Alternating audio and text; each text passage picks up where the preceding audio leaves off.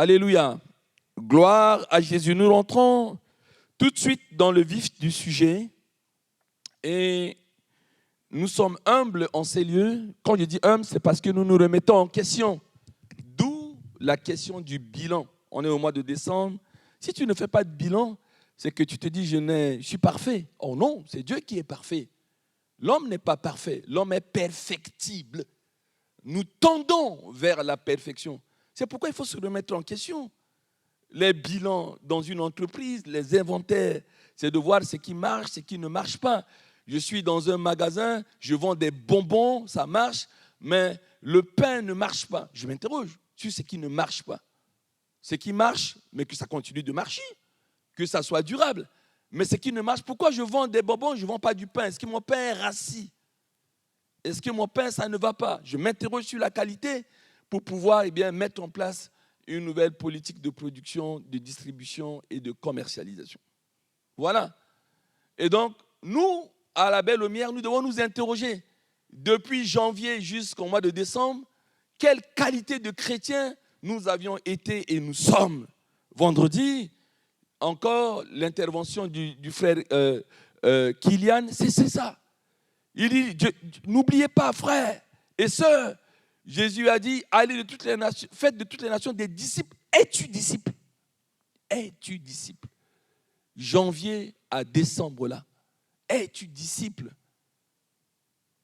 Et nous avons rappelé, si les journalistes nous posaient une question, les questions maintenant durent 1 minute. Hein? On est dans les nouvelles technologies, il n'y a pas 2 minutes de questions. Même un Premier ministre, même Macron, on l'invite, c'est 1 minute, rapidement, on te pose une question. Et tu réponds. Et si en 1 minute, on te dit, mais tu es disciple de Jésus, qui est Jésus? Qu'est-ce qui le caractérise? On a cité au moins 3 choses. Il dit, ma nourriture est de faire la volonté de mon Père. Non pas ma volonté, mais ta volonté. Est-ce que de janvier à décembre, tu as fait ta volonté ou tu as fait la volonté de Dieu, de ton Père? On a dit, il est venu non pour être servi, mais pour servir. Pour servir.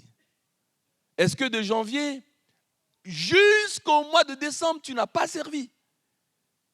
Tu veux être servi, c'est-à-dire que dès l'accueil, on te sert un thé, un café, petite madeleine, et tu rentres, tu dis, est-ce qu'ils ont balayé, ils ont aspiré, et puis tu vois les chaises, est-ce qu'ils ont nettoyé, tu t'assois, et puis le culte commence, qu'est-ce qu'ils vont me servir, ces gens de groupe de louanges? Est-ce que leur listing est bon? Toi, tu es là. Il faut qu'on me serve. Puis il fait froid. Hein? Même si on ne dit jamais il fait froid en bon français. On dit j'ai froid ou je n'ai pas froid. C'est du français, ça. Mais c'est comme ça. Et on s'est interrogé là-dessus. 3e caractéristique, il dévançait l'aurore avant que le soleil ne se lève, Jésus. Rien que ces 3 caractéristiques, est-ce qu'on le retrouve dans ta vie? Voilà les messages bilans. Et c'est fait, hein, les bilans, pour qu'on puisse se réajuster. Voyez-vous, information, j'ai passé ma thèse de 3e cycle sur l'évaluation.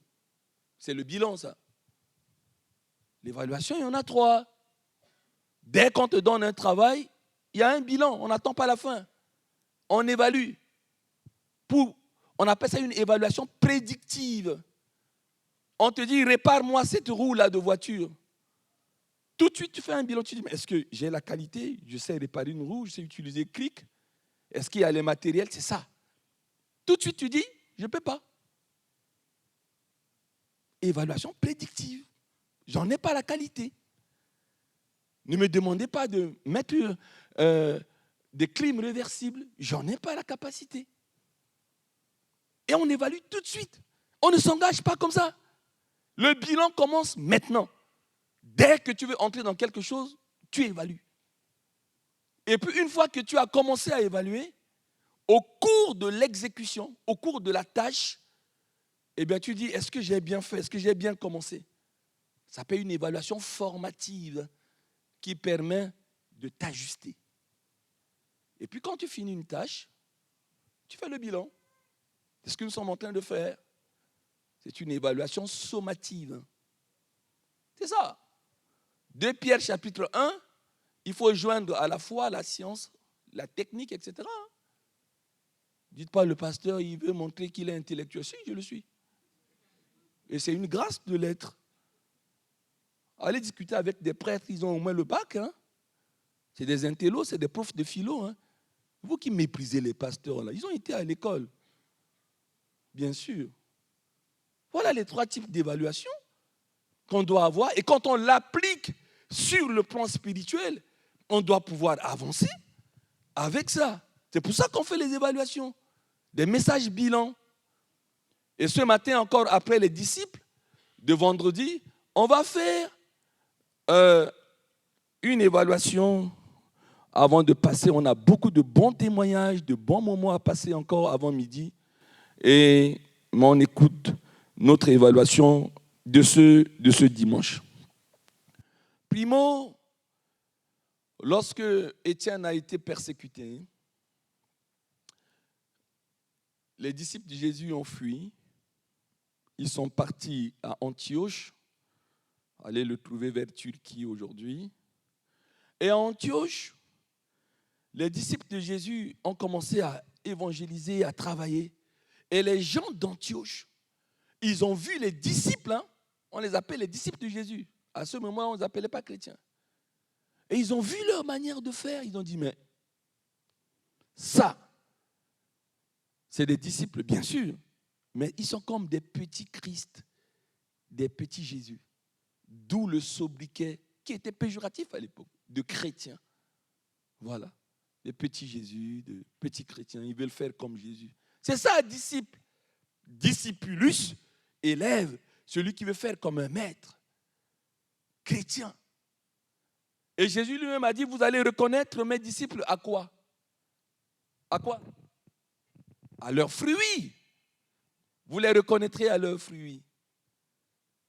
Mais ça, c'est Jésus qui le dit. Voilà. Mais ce matin, je vais te rappeler encore une autre révélation. Si Jésus dit, on reconnaît mes disciples à leurs fruits, les fruits de l'esprit, hein, amour, paix, joie, etc. et tout, il y a une autre manière pour reconnaître les disciples de Jésus que nous sommes, pour le monde, nos frères, nos prochains. Vous savez à quoi ils nous reconnaissent, nos prochains? Bien, c'est parti, Matthieu chapitre 26, verset 73. Et le plus représentatif des disciples de Jésus, c'était Pierre. Et quelqu'un va lui dire comment on le reconnaît. Matthieu chapitre 26, verset 73. Et nous soyons patients parce qu'on a un étudiant qui s'appelle Steve. Hein? Donc, on est patient avec lui. On voit que Pierre était très représentatif, le porte-parole des disciples. Mais lorsque Jésus a été arrêté et tout, on a commencé à les chercher pour dire « toi aussi tu es d'eux », etc. Il est marqué dans ce verset, peu après, ceux qui étaient là s'étant approchés, dire à Pierre « certainement tu es aussi de ces gens-là », c'est le dernier que je cherche, « car ton langage te fait reconnaître ». C'est la thématique, messieurs des vidéos. Car ton langage te fait reconnaître. Je répète, pour une meilleure mémorisation, une meilleure rétention, une meilleure compréhension, ton langage, car ton langage te fait reconnaître. On est dans le siècle du langage, le science de langage. Vous voyez? Pas du langage informatique, etc. Vous voyez? Tous nos androïdes, etc. et tout. Les langages Java, Python, etc. et tout. On a un pasteur d'ingénieur informatique, il enseignera ça mieux. Les jeunes maintenant, oui, on n'a pas le même langage d'amour. Pas le même langage d'amour. On va y venir. Hein? Les langages. Ce matin, avec ma fille Ange, tout de suite, voilà. J'ai dit, comment ça a été la journée d'hier? Elle m'a dit, c'est une journée très laborieuse. J'ai dit, waouh! Il a dit, ah oui, moi j'ai du français soutenu. Vous savez qu'il y a 3 types de langage. Hein? Langage courant, langage familier, langage soutenu.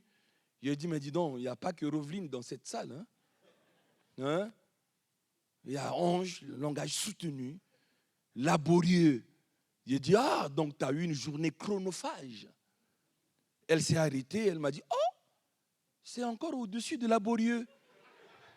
J'ai dit, ok, ça sert d'avoir des papas qui sont allés à l'école. J'ai dit, non, je voulais dire simplement que c'était une journée très énergivore. Et j'ai dit que ça confirmait le message. Voilà. C'est car ton langage te fait reconnaître. Et dimanche dernier, j'étais là, j'écoutais le pasteur Dani, j'étais inspiré. Parce que ce qu'il a dit représentait la totalité du langage. Le langage, hein, voilà, tout le système qui nous permet de communiquer par des signes, par des gestes, par la parole, etc. Je lui ai demandé ce matin, c'est quoi la définition du langage? C'était pour mon message, tu ne savais pas. Alors tu m'as donné la bonne définition, ma fille. C'est très bien. Voilà. Et dans ce que le pasteur Dani disait, Genèse 22, versets 7 à 8, M. Steve, il dit, mais Dieu dit à Abraham, donne-moi ton fils unique, alors qu'il avait un autre enfant. Le premier enfant, là, Ismaël. Là. Mais là, il dit, donne-moi ton fils unique. Il a dit de nous interroger dessus. Et il va offrir ce fils unique. Il arrive, hein, Genèse chapitre 22, hein, où vous gardez juste les références versets 7 à 8. Et au moment où ils allaient offrir, il nous a rappelé qu'il avait l'habitude d'aller faire des offrandes, des sacrifices à son père. Et là, il trouve que c'est curieux. Parce que le fer, il y avait le feu, il y avait le bois, il y avait même le couteau. Et à un moment donné, alors, Isaac dit à Abraham, son père, mon père, il répondit, me voici, mon fils. Isaac reprit, voici le feu et le bois. Mais où est l'agneau pour l'Holocauste? On continue, verset 8. Abraham répondit, mon fils, Dieu se pourvoira à lui-même de l'agneau pour l'Holocauste. Et il nous a dit de souligner, pasteur Dani, ils marchèrent tous deux ensemble. Primo, quand on est disciple de Jésus, c'est permis de se poser des questions. Ce n'est pas un péché. Père, voici le feu, voici le bois. Mais où est l'agneau? C'est ça. C'est normal de se poser des questions. Père, tu m'as donné un travail, tu m'as donné un appart, tu m'as donné une voiture comme lacée depuis hier soir à 18h. Hein? Mais où est la femme? Toutes les conditions sont réunies pour que j'ai une femme maintenant. Hein? Elle est où? C'est normal de se poser des questions. Je ne vais pas rentrer dans l'exégèse. Hein? Le feu, hein? Voilà, le feu qui brûle, ça peut être une persécution, une épreuve. Le bois, c'est quelque chose de dur. Tu peux vivre une vie dure, etc. Tu dis, mais où est Jésus? Où est l'agneau? Hein? Voici le feu, voici le bois. Mais où est l'agneau? C'est normal, tu poses des questions. Les grands prophètes se sont posés des questions. Jérémie, il n'a pas posé des questions. Il était dans pleine dépression, Jérémie. Il a dit, mais pour Dieu, je te sais, je suis ton prophète. Mais pourquoi tu me casses les dents? Je suis complètement déprimé. J'ai l'insomnie. Lisez Lamentation. Il y a un livre dans les 66 livres de la Bible, un livre nommé Lamentation. C'est choquant. Il s'est lamenté. C'est normal que tu te lamentes de janvier jusqu'à maintenant. Mais à un moment donné, ton langage doit changer.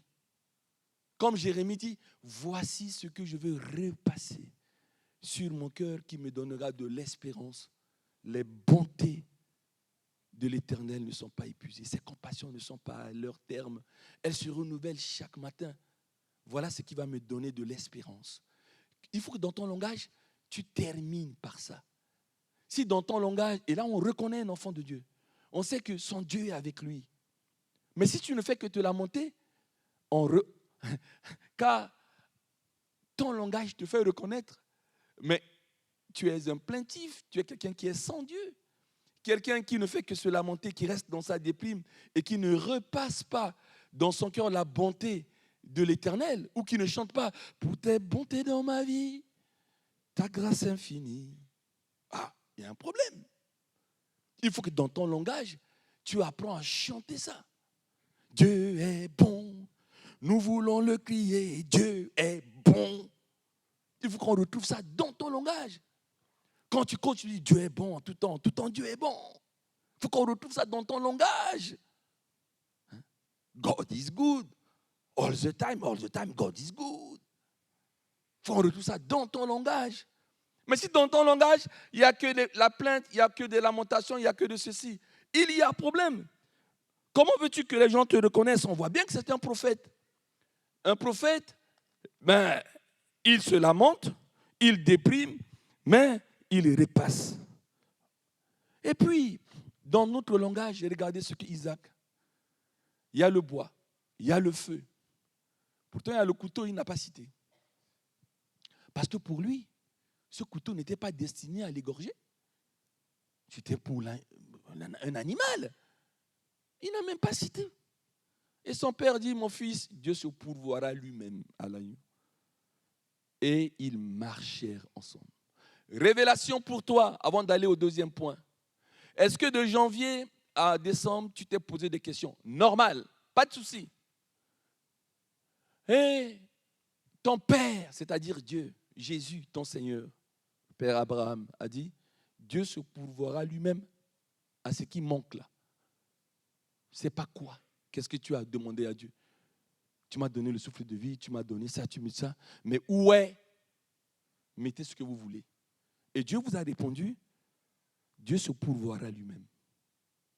Et vous, au lieu de faire comme Isaac, de garder un silence de confiance.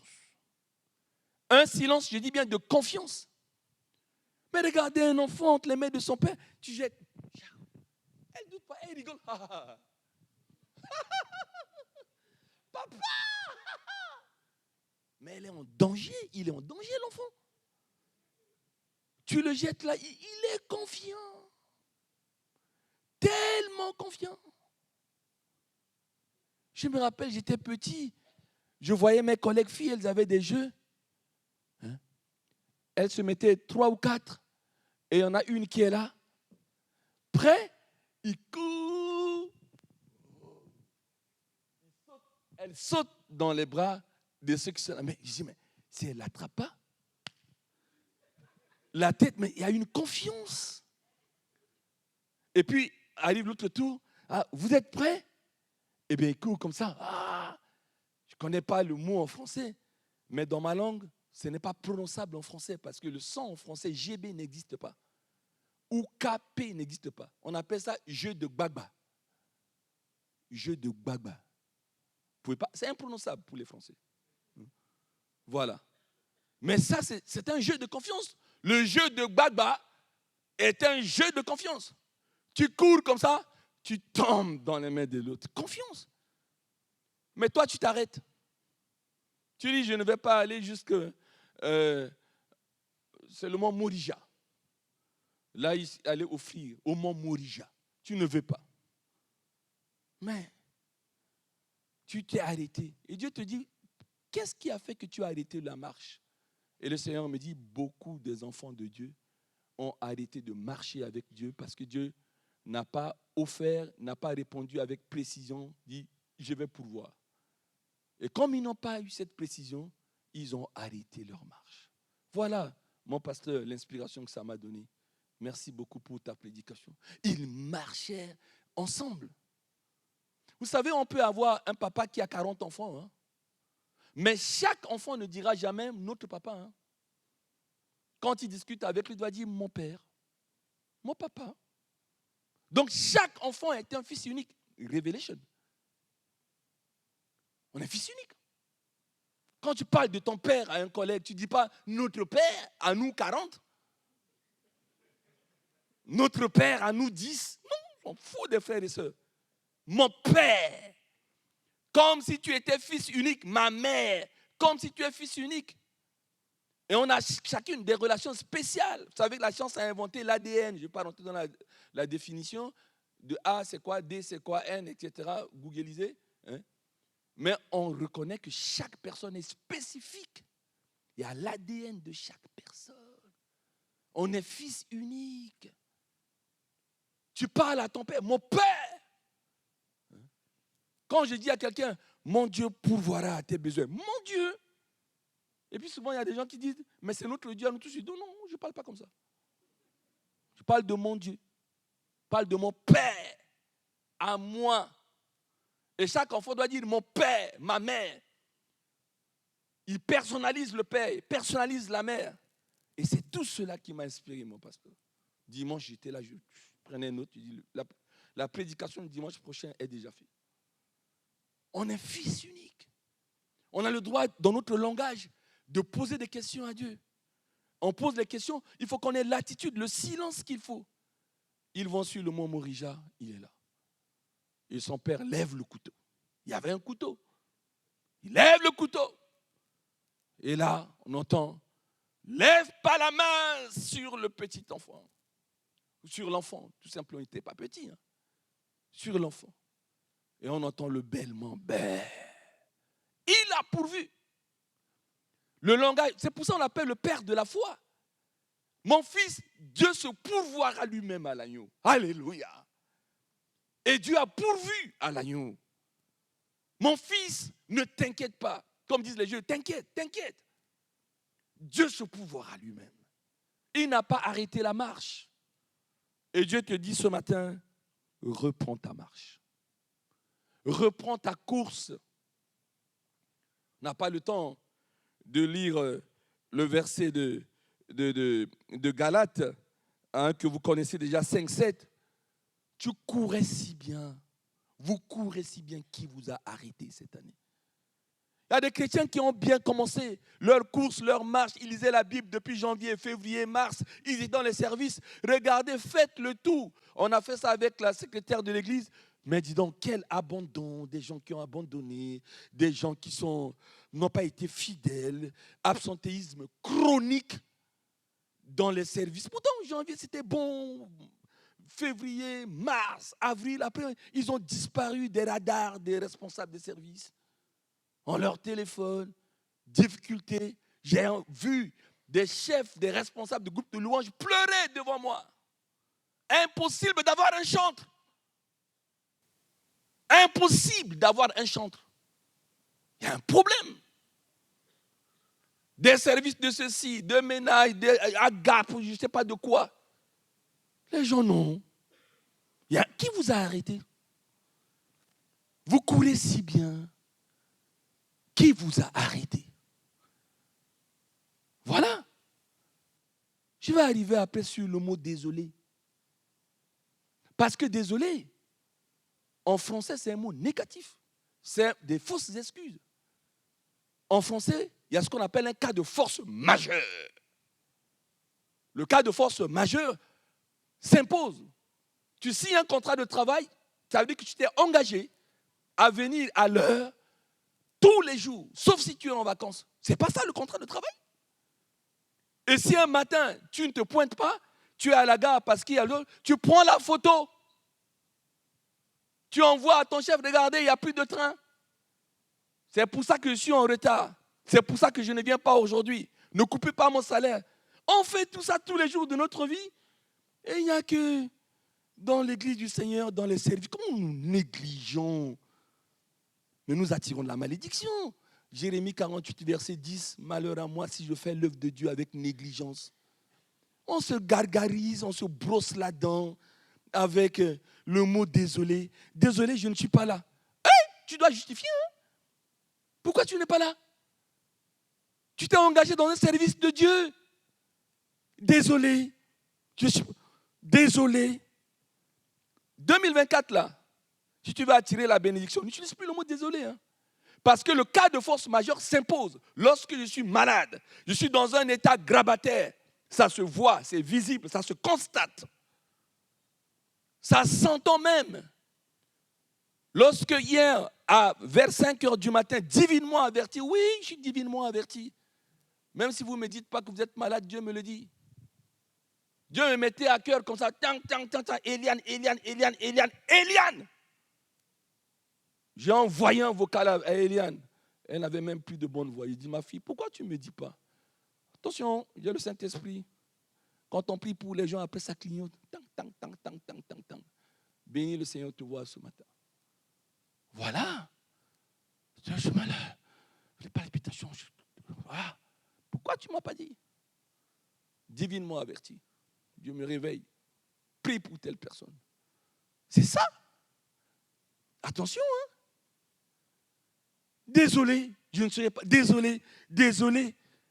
Sors de ta désolation. Désolation, quitte ce corps.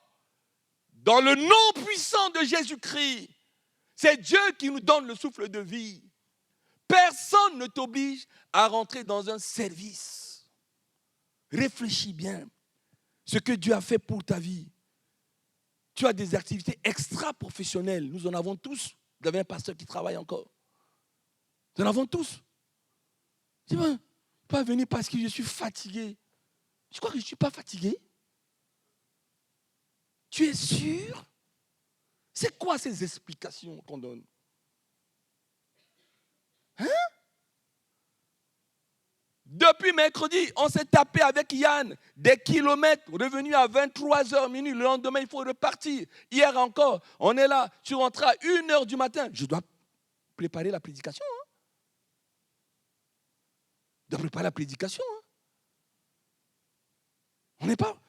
Connaissez-vous le verset pour ceux qui servent Dieu, il n'y a pas de répit? C'est un verset. Pas de repos, non, pas de répit. Lisez 2 Corinthiens 11. Paul dit, j'ai souffert pour Jésus, naufrage, il y a des serpents qui m'ont mordu. J'ai passé des veilles de nuit sans dormir. Tu es disciple et puis tu te plains parce que tu ne dors pas? Honte à toi. Parole du Seigneur. Tu es disciple, il y a des moments où il faut crapahuter. Comme disent les soldats. Tout le monde sait qu'on ne touche pas au samedi matin jusqu'à 9h du pasteur Binois. C'est son seul jour de grasse matinée. Moi, ça me plaît, là, venir le matin, là, pour bosser pour l'église. La secrétaire de l'église est fâchée avec moi. Pourquoi tu ne te mets pas en plein temps? Il dit, oula, prie. Je vais le dire à l'Assemblée générale. Je dis, oula, attention, hein. Vous croyez que depuis 32 ans que je travaille là, je suis pasteur là, vous savez, Paul, il est constructeur de tentes, il n'est pas fatigué. C'est quoi ces chrétiens? Quelle est la nature de vos qualités? On rentre et puis après, là je ne peux pas, je cherche une raison. Bon, s'il n'y a pas de raison, on est désolé. On ne vient pas. Il y a un problème. Il faut que dans notre langage, car à ton langage te fera reconnaître. C'est tout, hein? C'est terminé. Je l'ai déjà fait assez. Groupe de louanges, tout le monde par terre. Réengagez-vous. Je ne le dis plus. Toi-même qui es dedans, sors dedans. Arrête ta marche. Arrête ta course. Et tu verras avec Dieu. Dieu va te dire, tu courais si bien. Qui t'a arrêté? Qui t'a arrêté? Voilà l'évaluation. Je pense même, je me suis promis à moi de m'arrêter à 30. Mais lisez à la maison. Vous savez, Dieu, aujourd'hui, notre langage limite la puissance de Dieu dans notre vie. Ça limite, hein? On a beau dire, rien n'est impossible à Dieu. Ce qui est impossible à l'homme est possible à Dieu. À l'impossible, Dieu est tenu. Il a un pouvoir illimité. Mais notre langage limite Dieu. Vous vous rappelez de cette famine en Samarie que le monde n'a jamais connue, hein? Il y avait une telle famine que 2 femmes, tu entends bien, Barbara, 2 femmes enceintes. Elles ont mis au monde, elles avaient 2 enfants. Et il y avait une telle famine. Et l'autre femme a dit, bon, on mange ton enfant aujourd'hui, on mange l'anthropophagie. On mange ton enfant aujourd'hui. Il y avait une telle faim. Hein. Et demain, on va manger ton enfant. Oui, oui. Elles ont mangé. Dans la Bible, on trouve des versets où les hommes mangent des hommes. Ces femmes-là, elles ont mangé l'enfant de l'autre. Et le lendemain, l'autre femme, elle a caché son enfant. Et dans le lendemain, où est ton enfant? Pour qu'on fasse un barbecue de ton enfant. Elle a dit, ah non, mais où est ton enfant? Et elle l'a caché. Et donc, ce qu'elle a fait, elle est allée voir le roi. Elle dit, voilà cette femme, monsieur le roi, on a mangé mon enfant, et maintenant, au lieu de manger son enfant, elle a caché son enfant. Et le roi s'est fâché. Il a dit, ça c'est la cause du prophète Élisée. C'est lui qui a dû mal prophétiser et tout. Il lui a envoyé son garde-corps. Pourquoi le malheur arrive sur nous? Pourquoi il y a une telle faim? Voilà, il y a une femme qui a mangé l'enfant de l'autre, etc. et tout. Et lorsque le garde, à la maison, lisez à la maison, 2 Rois 7. 2 Rois 7. Tiens, on va le lire. 2 Rois 7, 1, 2. Juste ce verset. Et le garde-corps vient dire à Élisée, Élisée a dit, ouh, t'inquiète. Pas de panique. Demain, plus de famine. Demain, il n'y a plus de famine. Même un sac de riz, on l'aura à 50 centimes. C'est marqué. Un poulet, 10 poulets, on l'aura à 20 centimes. Demain, là. Demain. Le garde-corps a dit, mais c'est quoi ce prophète? Il est illuminé. 2 Rois 7, verset 1. 2 Rois 7, verset 1, 2. Et Élisée dit, demain à 7 heures, on aura une mesure de fleurs de farine pour un cycle de mesure. C'est ça que je vous ai traduit. On continue l'autre verset. Et vous avez entendu le langage du garde-corps du roi? Il a dit, mais... il répondit à l'homme de Dieu, même quand l'Éternel ferait des fenêtres au ciel, pareille chose arriverait-elle? Mais si vous tenez un langage comme ça, on prophétise, vous méprisez la prophétie, vous dites, impossible. Vu la famine, ce que dit le pasteur là, ou le prophète demain, c'est impossible, ça ne peut pas arriver. Même si Dieu là fait une fenêtre dans le ciel, ça n'arriverait pas. Mais lisez le reste. À partir de 4 lépreux, Dieu a transformé leurs pas comme des grenades, des bombes. L'ennemi a fui. Il y avait de la bonbonce. Mais il a dit, puisque tu as un langage d'incrédulité, tu n'en profiteras pas. Tu verras de tes yeux, mais tu n'en mangeras point. De janvier jusque-là, est-ce que ton langage a été un langage d'incrédulité? Voilà. Moi, je me suis le promis. Vous avez compris l'esprit. Hein? Le reste, c'est pour moi. Le juste ne vivra pas à la foi. Mais est-ce que ton langage est un langage de foi? Vous savez que la foi a un langage? La foi a un langage. Hein? Ça nous a été rappelé par les visiteurs. Un expert en pêche de poissons.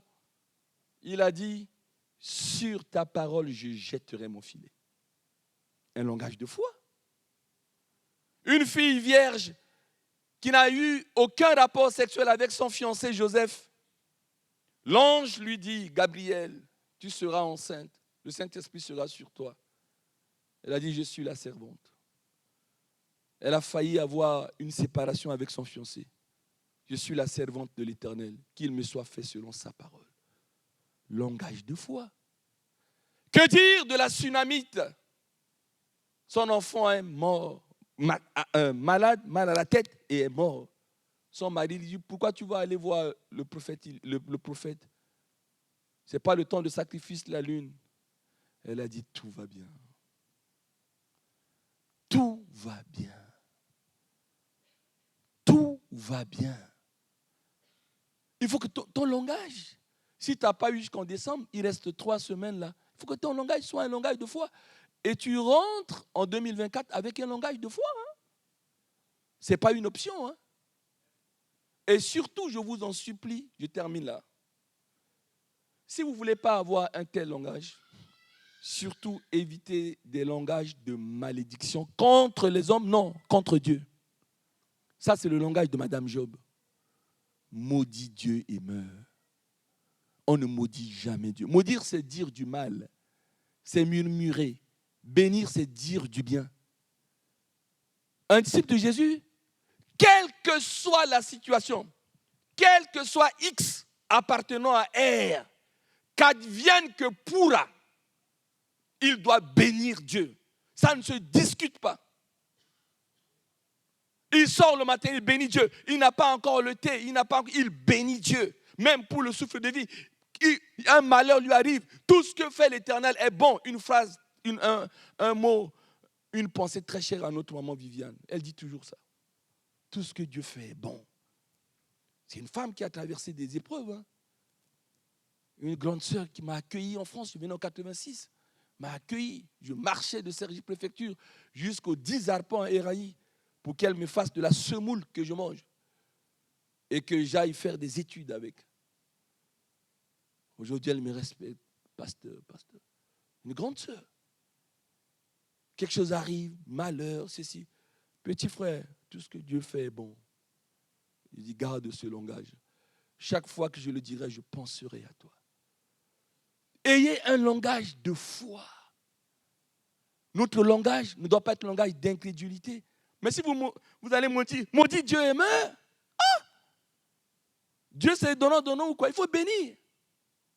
Même si tu connais aucun chant, au moins chante celui-là. Bénis l'Éternel, ô mon âme, et glorifie son nom. Chante plus que jamais, ô mon âme, je glorifie, un ordre, je glorifierai son nom. Voici l'aurore, le jour se lève, tout à nouveau je veux chanter, malgré les circonstances et ce qui pourrait m'attendre. Le soir encore, je te chanterai. C'est ça, le langage, le ton, l'accent de cette composition de chant. C'est un ordre qui se donne à lui-même. Bless the Lord, oh my soul. Oh my soul.